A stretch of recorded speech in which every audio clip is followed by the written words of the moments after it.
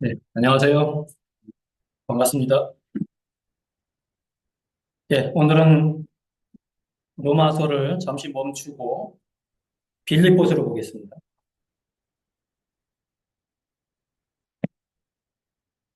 빌립보서 1장,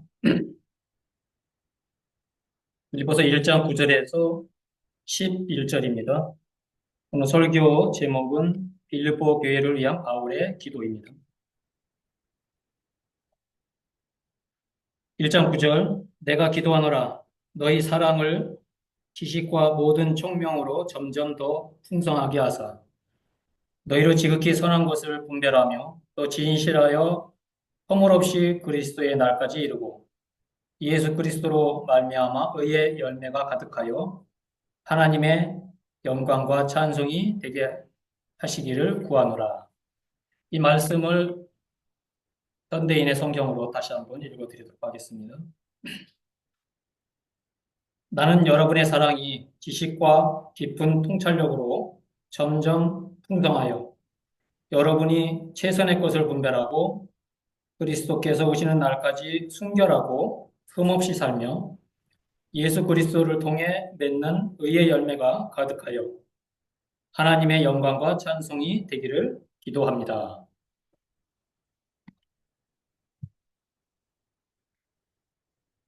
미국의 제16대 대통령이고 노예 해방을 시킨 아브라함 링컨 대통령은 기도의 사람이었습니다. 그가 대통령이 되어서 이제 고향을 떠나게 될 때에 많은 사람들이 모여들었고 문집해 있었는데 그들에게 이렇게 말을 했습니다. 하나님이 없이는 이 일을 성공할 수가 없습니다. 여러분의 기도가 큰 힘이 됩니다. 저를 위해서 기도해 주시는 것을 잊지 마십시오. 라고 말을 했습니다. 한 번은 이제 전쟁 중에도 링컨은 계속해서 기도를 했습니다. 그가 기도할 때는 이제 야전 막사 입구에 이제 하얀 깃발을 이렇게 걸어놓고 그가 기도하고 있다는 것을 알렸고 그것을 아는 비서는 이제 사람들의 출입을 통제하고 그의 기도가 방해가 받지 않도록 했었습니다. 미 육군 전투 교범에는 이제 미국의 위대한 전투의 여하튼 그 내용들이 기록이 되어 있습니다. 그 전투 내용 중에 남북전쟁도 기록이 되어 있는데요. 이러한 결과가 분석된 결과가 나와 있습니다. 남군에는 위대한 장군 로버트 리가 있었다. 북군에는 남군에 비해서 병력이며 무기 모든 것들이 열악했다. 그런데 북군이 승리했다. 그 이유는 북군에는 기도하는 사람 링컨이 있었기 때문이다. 라고 하는 이와 같은 내용이 기록되어 있다고 합니다. 빌립보 교회는 참 여러 가지 많은 수식어가 있습니다. 첫째, 빌립보서는 기쁨의 서신이라고도 합니다. 읽어보시면 아시겠지만 내용에 보게 되면은 이제 기쁨이라는 또 기뻐하라라는 이와 같은 그 명사, 또 이와 같은 단어들이 한 16번 정도가 이렇게 나오는 것을 볼 수가 있습니다. 또한 빌립보서는 옥중서신이죠. 바울이 옥에서 쓴 편지입니다. 그리고 빌립보 교회는 선교하는 교회로 알려져 있죠. 선교하는 교회, 또 헌신했던 교회. 그래서 바울이 전도를 하고 이와 같은 일에 빌립보 교회는 물질적으로 계속해서 동역을 했었고 또 헌신했던 이와 같은 교회입니다. 이러한 빌립보 교회가 사도행전 16장에 보시게 되면은 그 시작이 나와 있는 것을 볼 수가 있습니다. 바울이 이제 유럽으로 전도하러 갔다가 마게도니아의 첫 번째 성인 빌립보 성에 이르렀고 그곳에서 이제 기도하는 곳을 찾다가 강가에 나가 보니까 여인들이 모여 있는 거예요. 그래서 그 여인들에게 이제 예수 그리스도에 대한 복음을 전합니다. 그 여인들 중에 자주옥감 장사 루디아라는 여인이 있었습니다. 이 루디아라는 여인은 하나님을 공경하는 사람이었는데 예수 그리스도의 복음을 들으면서 그 말을 복음을 받아들이고 그리고 주님을 구주로 영접합니다. 그리고 바울 일행을 자기네 집으로 초대를 합니다. 그래서 그 식구들도 복음을 듣고 가족들 모두가 구원을 받고 세례를 받습니다. 그리고 그 가정을 개방을 합니다. 그래서 바울이 이제 옥에 갇혀있는 이 같은 사건도 있었고 옥에 갇혀서 이제 풀려나면서 어디로 갔느냐? 루디아의 집으로 가게 됩니다. 루디아의 집으로 가서 성도들을 안위하고 위로하고 떠나게 되는 이와 같은 장면을 사도행전 16장에서 볼 수 있는데요.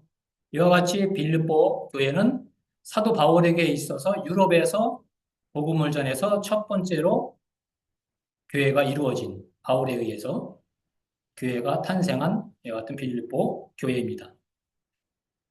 이러한 교회를 바울은 빌립보 교회를 무척이나 사랑했었고 또 애착을 느꼈고 그리고 빌립보 교회를 위해서 끊임없이 기도를 했습니다.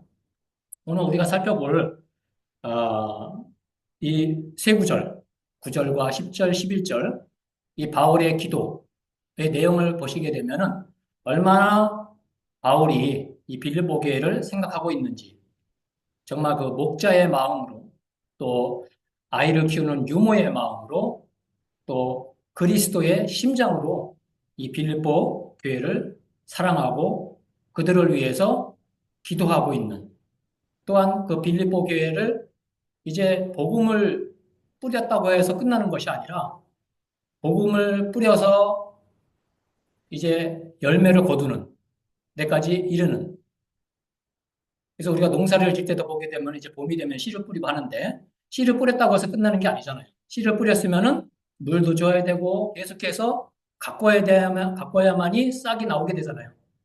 마찬가지로 바울도 이와 같이 빌립보 교회에 대해서 계속해서 목자로서 그들을 양육하고 가르치고 보살피고 돌보는 이와 같은 사랑을 베풀었던 것을 볼 수가 있습니다. 그래서 빌립보 교회가 그냥 복음 안에 머무는 것이 아니라 구원받은 것을만 머무는 것이 아니라 이제 어디까지 이르른다? 성장하는 데까지 성숙의 단계까지 이르기를 간절히 바라는 이와 같은 마음. 그래서 우리 결혼해서 아이를 낳잖아요. 아이를 낳으면은 아이를 낳았다고 해서 끝나는 게 아니잖아요. 아이를 양육을 해야 되는 거잖아요. 지금 제 큰딸 지연이도 이제 손녀를 낳아서 지금 계속 양육을 하고 있습니다. 많이 힘들어해요. 예, 평택에 여기 있을 때는 이제 출산을 끝내고 산후조리를 끝내서 평택에 한 3달가량 있었을 때는 그래도 도와주는 사람이 옆에서 많이 있었기 때문에 좀 그래도 수월했었는데 이제 인도로 가면서 온전히 이제 자기가 혼자서 이래를 양육하고 하는 이와 같은 가운데 있기 때문에 무척 힘들어합니다.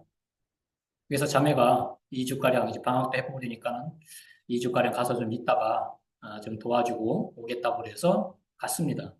아무래도 이제 엄마가 옆에 있으니까 좀 편하겠죠. 그래서 참 이와 같은 것들을 보게 될 때 우리가 한 영혼을 한 사람을 참 이렇게 성수시킨다는 이와 같은 것을 생각할 때는 온전히 정성을 쏟아야 되잖아요. 한 아이가 태어나서 자라기 위해서는 온 마을이 필요하다라는 같은 속담도 있다고 합니다.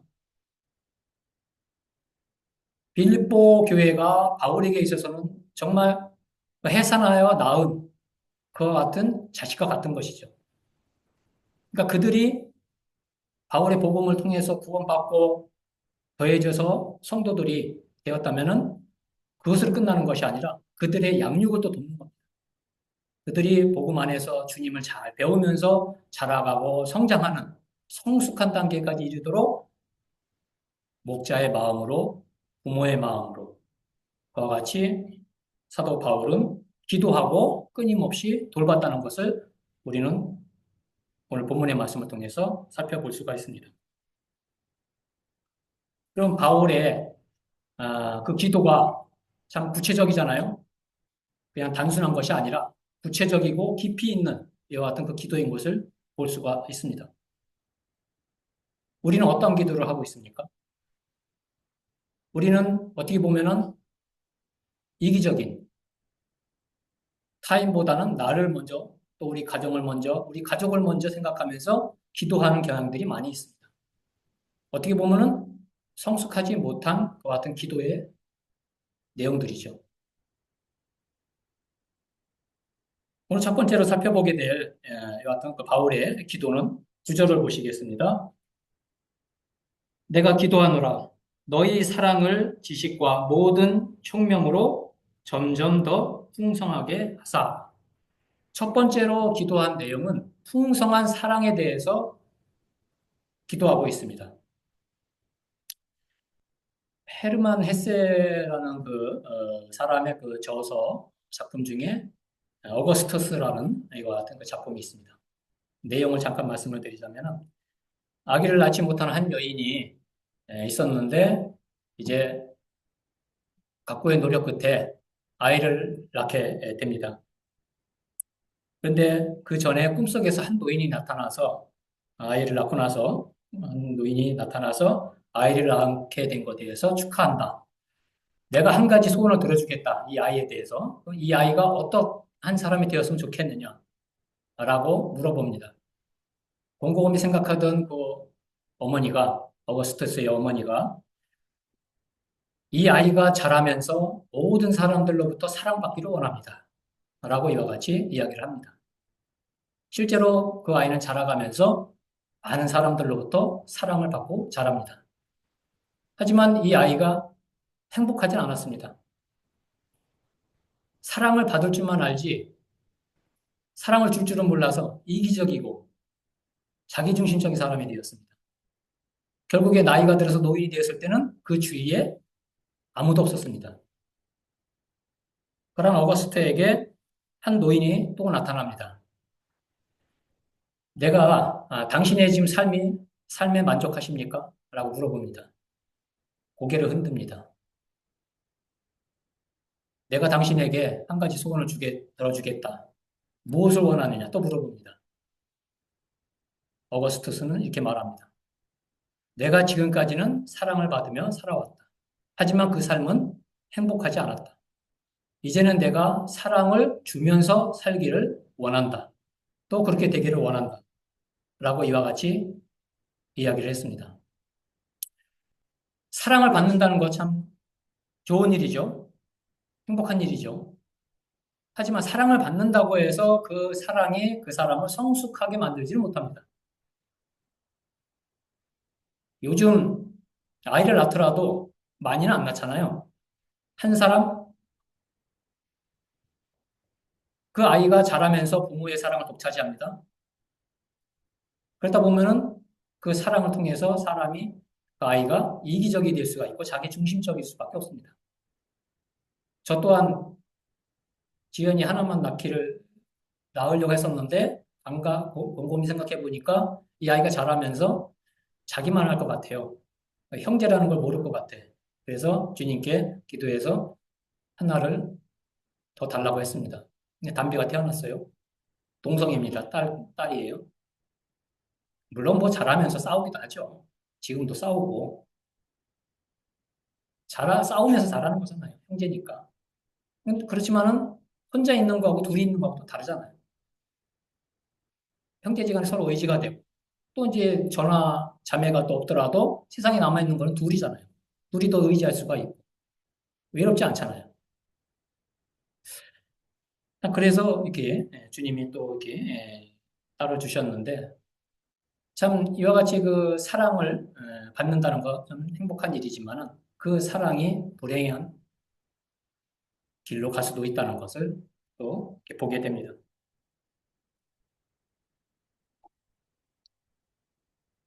바울은 참 빌립보 교회가 사랑이 풍성하기를 원했습니다. 사랑이 풍성하기를 원했습니다. 그 사랑은 어떤 사랑일까요?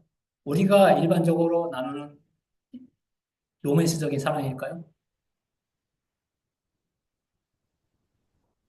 그리스도의 사랑. 바울이 그리스도를 통해서 배운 사랑. 그 사랑을 계속해서 빌립보 교회도 그러한 사랑 가운데에서 풍성히 거하기를 원했던 것을 볼 수가 있습니다. 근데 그 풍성한 사랑이 그냥 사랑만 한다고 해서 풍성해질까요? 남녀 간의 사랑이 좋아한다고 해서 좋아하는 감정만으로 그것이 사랑이 발전할까요? 사랑한다면은 사랑하는 어떤 표현이 필요하잖아요. 저도 잘 이렇게 말로써 사랑한다고 이렇게 잘 표현을 못하는 같은 사람인데 상대방 입장에서는 말로써 사랑한다면은 사랑한다고 말로써 이렇게 고백을 하고 말해주는 것을 원하잖아요. 행동도 필요하고 사랑한다면 그 사랑한다는 그 같은 행위가 또 필요한 것이죠. 여기 본문에서 보게 되면은 이제 그 풍성한 사랑을 위해서 두 가지가 필요하다는 것을 말씀하고 있습니다.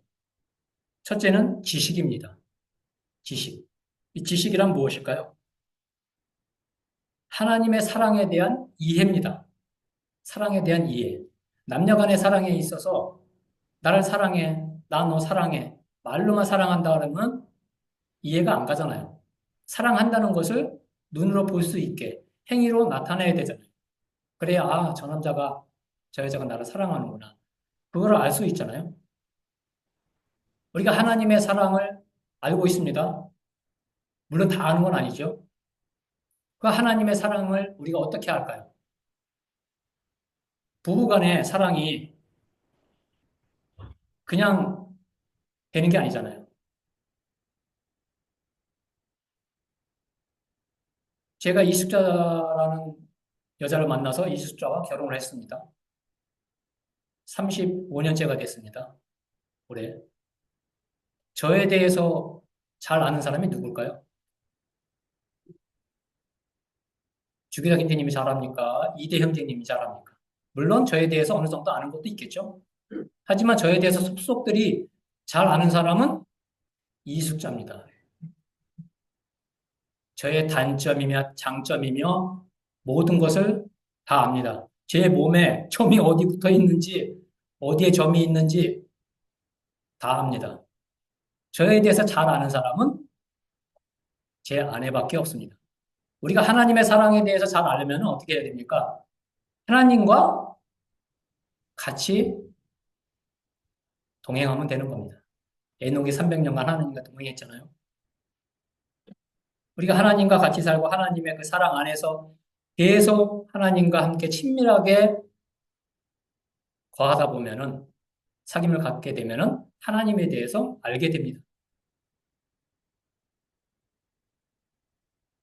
하나님의 사랑에 대한 이해도에 대해서 지식, 우리가 머리를 아는 그런 지식이 아니라 정말 우리의 삶을 통해서 몸을 통해서 실제적으로 알아가는 것, 닮아가는 것, 이것이 바울이 말하는 지식입니다. 하나님의 사랑에 대해서 많이 알면 알수록 깨달으면 깨달을수록 그분을 닮아갈 수 있는 거예요. 저절로 닮게 됩니다. 아이들이 왜 그렇잖아요. 가르친다고 해서 배우는 게 아니잖아요. 부모가 하는 거 그대로 따라합니다. 그냥 저절로 배워요. 우리가 하나님의 사랑을 알기 원하고 하나님이 어떤 분인가, 어떠하신 분인가를 알게 된다면 알려고 한다면 그분과 같이 생활하는 거예요. 주님과 함께. 주님이 어떠한 분인지 주님을 닮기 원하면은 그러한 주님을 닮아가고 따라가고 행하고 하다 보면은 자연스럽게 주님을 닮아갑니다. 그리스도인이 됩니다. 꼭 뭐 무슨 신학교로 가야만이 하나님을 알고 하나님을 닮아가는 건 아니잖아요. 그러면서 또 한 가지 바울은 이제 총명에 대해서 말씀하고 있습니다. 총명. 총명은 그 사랑을 행하는 데 있어서의 어떠한 그 능력 또한 기술 더 전문적인 용어로 하면 통찰력이라고도 할 수 있습니다. 통찰력. 아까 현대인의 성경에서 풀이했을 때 통찰력이라고 나오잖아요. 사랑이라고 해서 다 같은 사랑이 아니잖아요. 이 사랑이 정말 어떤 사랑인가? 하나님의 사랑, 주님의 사랑이, 십자가의 사랑이 나에게 베풀어 주신 이 사랑이 정말 어떠한 사랑인가를 알고자 하는 그와 같은 능력, 통찰력, 이러한 것이 필요한 것이죠. 그냥 말로만, 아, 나 너 사랑해. 아, 저 사람이 나 사랑하는구나. 이거는 아니잖아요. 정말 그 상대방을 사랑한다면은 그 사랑이 어떤 사랑인지 알고자 하는 그런 것이 필요한 것이죠.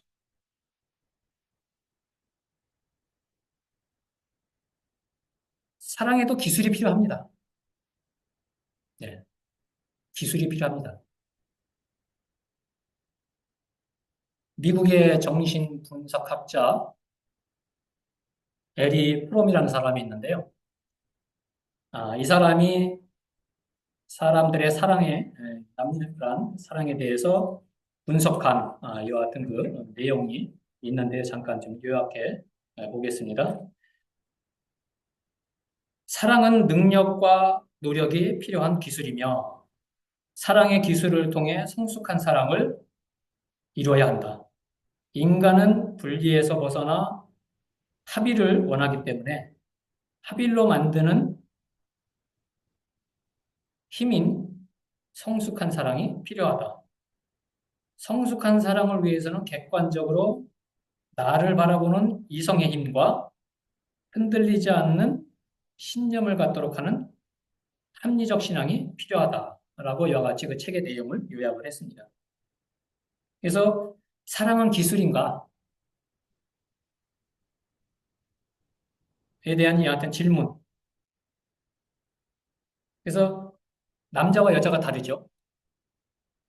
사랑을 받기 위해서, 사랑을 하기 위해서 행하는 그 남녀 간의 그 차이가 다른데요. 남자들은 사회적 지위를 높이고 또 권력을 장악하려고 하고 돈을 모으는데 집중합니다. 반면에 여자들은 자기 몸을 가꾸고 또 치장을 하는데 힘씁니다. 이 남자가 나를 사랑하도록 하기 위한 몸의 어떠한 외형적인 것에 매력을 느끼도록 그런 것에 집중을 하게 된다는 것이죠. 그렇지만 이러한 것이 영원하지 못하다는 겁니다. 이거는 잠시일 뿐이지 시간이 흐르다 보면은 거기에 대한 실증을 느끼게 되고 권태감을 느끼게 되고 그러다 보면은 사랑하는 마음이 아닌 오히려 적대감을 갖게 되고 헤어지게 되는 그러한 결과까지 나온다는 것을 볼 수가 있습니다. 그럼에도 불구하고 많은 사람들이 그 사랑을 존속하기 위해서 노력을 하지 않는다는 거예요. 요즘 특히 더 하잖아요. 남녀 간의 사람들 보게 되면 결혼을 했어도 뭐 안 맞으면 뭐 성격이 안 맞느니 뭐가 안 맞느니 이혼을 아주 그냥 밥 먹듯이 합니다.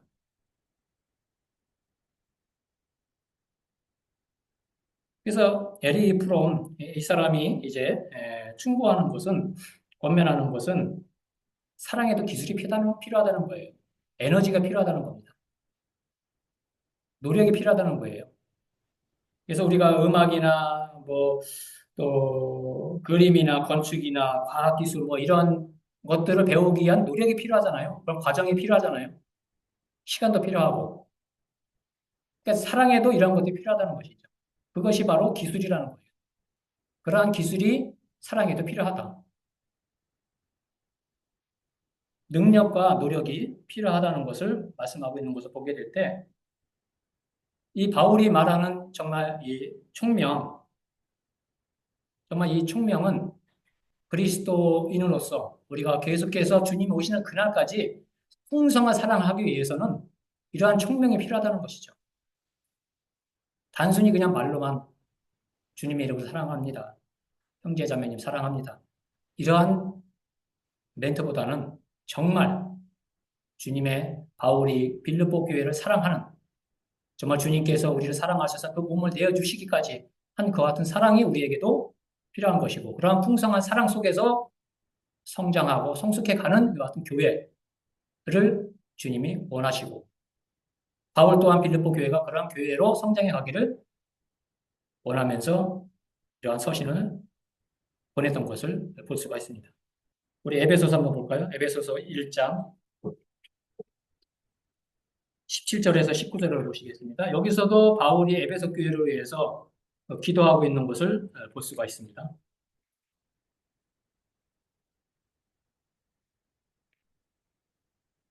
에베소서 1장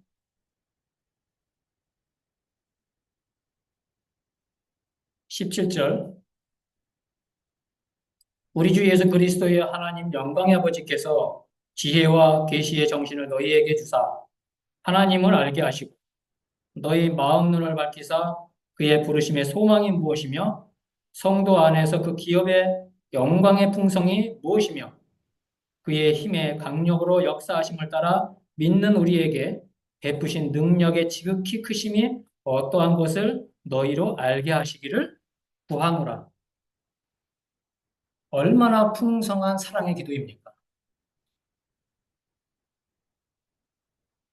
에베소 교회를 향해서도 바울은 이와 같이 기도를 했습니다. 정말 그들이 하나님의 사랑을 간절히 알기를 원하고 그 사랑이 어떤 사랑인지를 알기를 정말 간절히 바랬던, 또 자라가기를 원했던 하나님의 그 모든 계획, 우리를 향한 그 모든 계획, 우리는 다 알 수가 없습니다.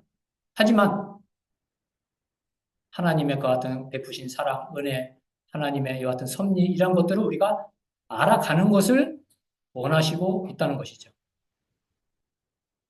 아이가 자라면서 엄마 아빠가 누구인지, 내 엄마 아빠가 누구인지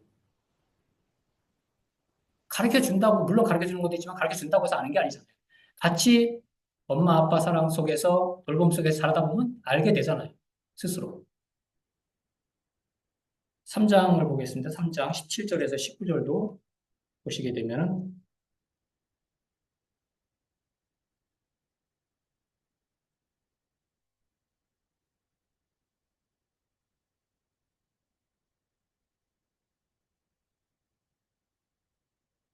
에베소서 3장 17절,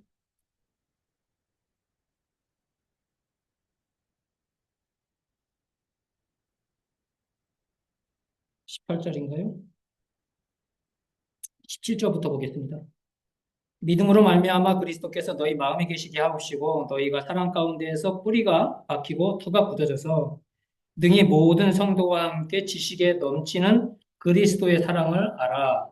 그 넓이와 깊이와 높이와 깊이가 어떠함을 깨달아 하나님의 모든 충만하신 것으로 너희에게 충만하게 하시기를 구한다라고 이와 같이 또 기도하고 있는 것을 보게 됩니다. 우리 주님에 대한 사랑, 참 그 너비와 길이와 높이와 깊이, 참 이것을 우리가 아는 지혜가 필요하죠. 그래서 주님에 대한 그 같은 그 사랑을 우리가 알면 알수록 우리는 그 사랑 속에 빠지게 됩니다. 또한 그 사랑을 닮아가게 됩니다. 요한이 사랑의 사도잖아요. 우리 또한 요한 못지않게 사랑의 사도로서, 그리스도인으로서, 주의 자녀들로서, 제자들로서 그렇게 살아갈 수 있다는 겁니다.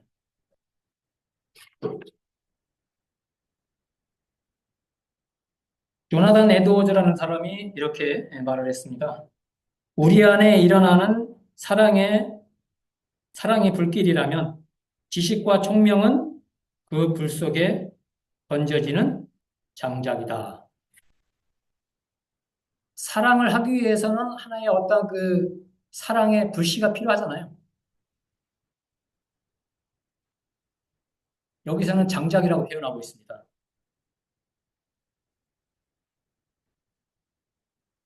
그냥 장작이 쌓아놨다고 해서 그 장작에 그냥 불이 붙지는 않죠. 불씨가 필요한 것이죠. 우리가 풍성한 사랑을 하기 위해서는 불씨가 필요합니다. 그 불씨가 장작을 태우게 되는 거죠. 지식과 총명, 하나님의 사랑을, 주님의 사랑을 알아가는 이해도, 또 총명, 그 사랑을 행하는 데 있어서의 통찰력, 기술, 능력, 노력, 이런 것들도 우리에게 필요합니다. 그래서 우리가 주님의 사랑을, 풍성한 사랑을 하기 위해서는 이와 같이 지식과 총명으로 풍성한 사랑을 이루기를 원하는 것을 볼 수가 있습니다. 두 번째로 살펴보겠습니다. 10절입니다. 너희로 지극히 선한 것을 분별하며 또 진실하여 허물 없이 그리스도의 날까지 이르고 라고 말씀하셨습니다. 여기서는 이제 분별하는 것과 진실에 대해서 이제 말씀하고 있습니다. 첫째는 풍성한 사랑에 대해서, 둘째는 분별과 진실에 대해서 기도하고 있습니다. 신대륙을 발견한 콜럼버스 아시죠? 이 콜럼버스가 이제 카리브해의 그 바하마 군도 섬에 도착했을 때 그 순수한 인디안들이 7만 명가량 있었다고 합니다. 근데 23년이 지난 뒤에는 5만 명으로 줄었고 35년이 지난 뒤에는 500명에 이르렀고 100년이 지났을 때에는 그 섬의 인디안은 하나도 남지 않았다고 합니다. 당시 그 스페인의 탐험대에는 이러한 구호가 있었다고 합니다. 성령의 이름으로 인디언들을 노예로 잡아보내자. 이게 말이 되는 소리입니까? 성령의 이름으로 인디언들을 노예로 잡아 자기네 땅으로 보내자. 우리가 어떠한 그 신앙이나 어떠한 그 신념에 대해서 본질에서 벗어나게 되면은 이와 같이 행동하게 됩니다.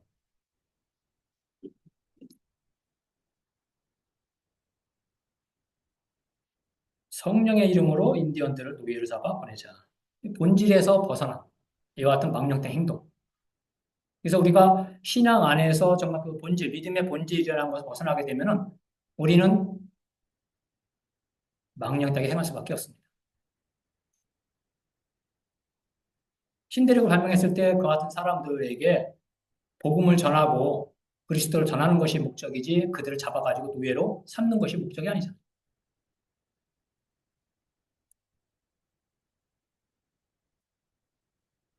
분별력이 없어지게 되면은 이와 같은 망령된 행동을 하게 됩니다. 어린아이들이 분별력이 없잖아요. 분별 없이 행동하잖아요. 그러니까 아이들이죠. 근데 우리가 성숙했어도 어른이 됐어도 분별하지 못한다. 이것은 문제가 되는 것이죠. 신앙에 있어서도 우리가 분별하는 이러한 분별력이 필요한 것이죠. 어떤 것이 선한 것이고 어떤 것이 악한 것이고 이러한 분별력이 우리에게 필요합니다. 바울은 빌립보 교회가 이러한 선한 것에 대한 분별력, 선한 것을 분별할 수 있는 분별력이 필요하다는 것을 말씀하고 있습니다. 진실하여라는 이 같은 말씀이 나오죠. 진실의 그 같은 그 사전적 의미를 보게 되면 햇빛에 비추어서 검사한 결과 순수한 것으로 판명된 것이라고 이렇게 사전적인 의미가 있습니다. 그래서 또 이제 현대인의 성경에서는 아까 순수로 이게 번역이 됐죠. 진실. 그래서 우리의 신앙, 우리의 믿음이 이와 같이 진실한 믿음. 정말 햇볕에 비춰봤을 때 정말 깨끗하게 그 다이아몬드라는 것을 우리가 햇볕에 비춰보기도 얼마나 영롱합니까? 그와 같이 빛나는 믿음, 진실함, 순결함, 순수함이 그리스도의 믿음. 그러한 믿음을 우리가 우리에게도 필요한 것이죠. 엑스레이 우리 찍으시잖아요. 엑스레이 찍으면은 그냥 어두운 데서는 그 내 몸의 그 구조가 안 나타나잖아요. 밝은 데다가 비춰야만이 그 엑스레이 찍은 게 확연히 보이잖아요. 우리가 햇빛에 비추어 주님의 비추어서 사람들에게 비춰봤을 때 우리의 삶이 거짓으로 판명되지 않는 정말 진실하고 순결하고 순수한 것으로 그들에게 입증되고 증명되는 것. 이것이 진실함입니다. 그리스도께서 이 땅에 오셔서 그분이 그와 같이 진실되게 순결하게 우리에게 삶을 보여주시고 희생하신 그 같은 그리스도의 사랑. 이것이 진실한 그 같은 사랑으로 우리에게 함께하기를, 또 바울은 빌립보 교회가 그와 같은 교회로 모든 사람들에게 인정받는 것을 원했던 것을 볼 수가 있습니다. 그래서 마지막 때 그리스도의 날까지 허물이 없이 흠 없이 순결하게 순수하게 진실되게 보존이 되는 것을 바울은 빌립보 교회에게 성도들에게 권면하고 있습니다. 우리 또한 그와 같이 주님이 다시 오시는 그날까지 우리의 같은 믿음, 우리의 신앙, 우리의 사랑 이런 것들이 정말 진실되게 보존되기를 원하고 있습니다. 세 번째로 살펴보겠습니다. 11절입니다. 예수 그리스도로 말미암아 의의 열매가 가득하여 하나님의 영광과 찬송이 되게 하시기를 구한다. 마지막으로 이제 바울이 구한 것은 의의 열매입니다. 의의 열매. 정말 빌립보 교회가 그리스도로 말미암아 의의 열매가 풍성하기를 원했습니다. 쌀가게를 운영하는 김집사라는 사람이 있었습니다. 그 옆에는 박 씨가 운영하는 정육점이 있었습니다. 하루는 박 씨가 운영하는 정육점에 저울이 고장나서 김집사의 저울을 빌려갑니다. 그런데 단골이에요, 그 정육점이. 그 김집사에. 고기가 필요해서 이제 고기를 사러 가려고 그러는데 아내가 김집사가 만류합니다. 가지 말라고. 다른 집에 가서 사오라고 합니다. 그런데 아니 계속해서 거기서 당구를 했고 당구를 사 먹고 고기도 맛있고 가까운 데를 가지고 왜 멀리까지 가서 고기를 사오느냐. 계속 아내는 묻습니다. 따집니다. 남편이 짜증이 나는 거예요. 아이 그래도 그렇지 내가 가지 말라면 가지 마. 오늘만 가지 마. 이야기를 합니다. 이제 아내가 아니 그 이유를 알아야 가지 말아야지 가든지 할 거 아니냐고 이유를 말해달라고 이유를 어쩔 수 없이 얘기합니다. 우리 집 저울이 빌려줬어. 의미가 뭡니까? 저울을 속이고 있었던 거였어요. 지금까지. 쌀을 팔면서 저울을 속여가지고 적게 해서 팔았는데 그 저울을 박 씨가 빌려갔어요. 자기가 고기를 사게 되면 적게 사올 거 아닙니까? 우리가 참 웃지만은 참 이 의의 열매 우리가 참 그리스도로 말미암아 의의 열매를 맺는 이와 같은 삶이 필요합니다. 의의 열매가 뭘까요? 많은 열매가 있습니다. 열매 맺는 원리가 또 요한복음 15장에도 나옵니다. 포도나무 가지가 포도나무에 붙어 있어야만이 열매를 맺을 수가 있다고 합니다. 우리가 주님을 떠나서는 주님의 열매, 그리스도 열매를 맺을 수가 없습니다. 죄의 열매, 육신의 열매, 우리의 본성의 열매만 맺지 그리스도의 사랑의 열매, 성령의 열매는 우리가 맺을 수가 없습니다. 의의 열매, 주님은 모든 사람들, 믿지 않는 모든 사람들 관계 속에서 정말 선한 간증으로 진실되게 속이지 않고 거짓과 허영이 없이 진실된 그리스도의 사랑을 배운 것을 그대로 나타내는 실행하는 그와 같은 그 삶을 원하고 있습니다. 빌립보 교회가 정말 그리스도의 날까지 그리스도로 말미암은 의의 열매를 맺기를 그래서 하나님의 찬송과 영광이 되기를 간절히 바라며 기도했습니다. 우리는 어떠한 기도를 해야 될까요? 우리는 어떠한 기도를 하고 있습니까? 바울과 같은 이와 같은 마음으로 심정으로 나 개인의 일심영면이 아닌 정말 교회를 위한 이 비전교회가 정말 이곳에서 모든 사람들에게 빛이 되고 소금의 역할을 감당하고 햇빛에 비춰봤을 때 투명하게 순수하게 진실되게 증거되는 신앙의 본질에서 벗어나지 않은 그와 같은 교회가 되어서 정말 주님께서 우리 이곳에 영혼들이 가득 채워지는 그 같은 열매, 이것을 원하고 있지 않을까요? 한 주일 그와 같은 그 의의 열매를 위해서, 교회를 위해서 함께 기도하시는 같은 한 주가 되기를 소망합니다. 마치겠습니다.